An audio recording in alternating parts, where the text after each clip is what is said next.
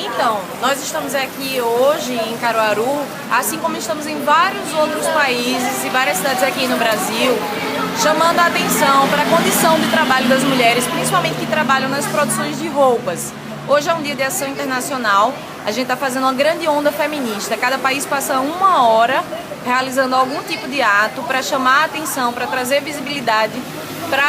justamente para esse trabalho invisível das mulheres que estão nos fabricos, que estão nas fábricas em condições extremamente precárias, inclusive em regime semelhante à escravidão, né? A gente está partindo do exemplo de Bangladesh,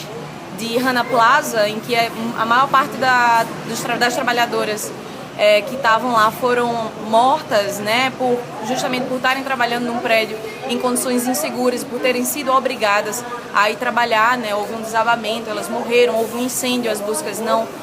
tiveram prosseguimento, mas a gente sabe que essa, na verdade, é a realidade do mundo inteiro, porque é um modelo econômico em que as mulheres estão escravizadas. E assim, especificamente no caso de Caruaru e das cidades circunvizinhas, a gente tem um polo de confecção em que as mulheres são as principais impactadas por esse tipo de modelo de produção de roupa. As mulheres, por exemplo, da zona rural daqui de Caruaru abandonaram as práticas na agricultura familiar e hoje em dia trabalham nas garagens, em pequenos fabricos, né, em fabricos domiciliares, em que elas não têm carteira assinada, elas perdem quaisquer direitos, por exemplo, que teriam como trabalhadoras rurais, exemplo da Previdência, que elas deixam de ser rurais. E não só em Caruaru, mas Toritama, Santa Cruz, várias outras cidades aqui do Agreste, de Pernambuco e da Paraíba, as mulheres estão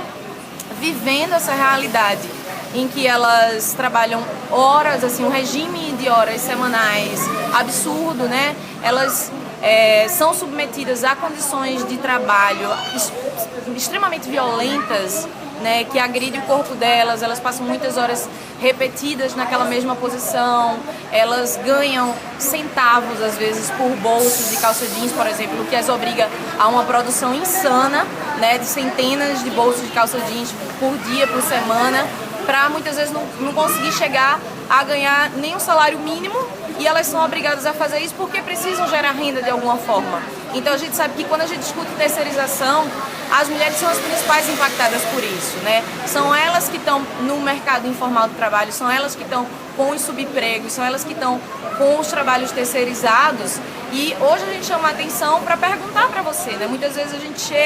o consumidor chega numa loja e vê aquela roupa ali muito bonitinha na vitrine, compra e não consegue entender qual foi o modo de produção, qual foi a exploração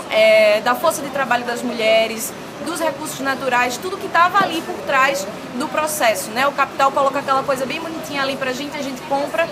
e não faz, às vezes, ideia do caminho que aquela roupa percorreu para chegar até lá. E o caminho que aquela roupa percorreu foi um caminho que explorou profundamente a vida, o corpo e a força de trabalho das mulheres. Então hoje a gente chama a atenção da sociedade para isso. A gente tem algumas ONGs, como a exemplo daquela ONG do Leonardo Sakamoto,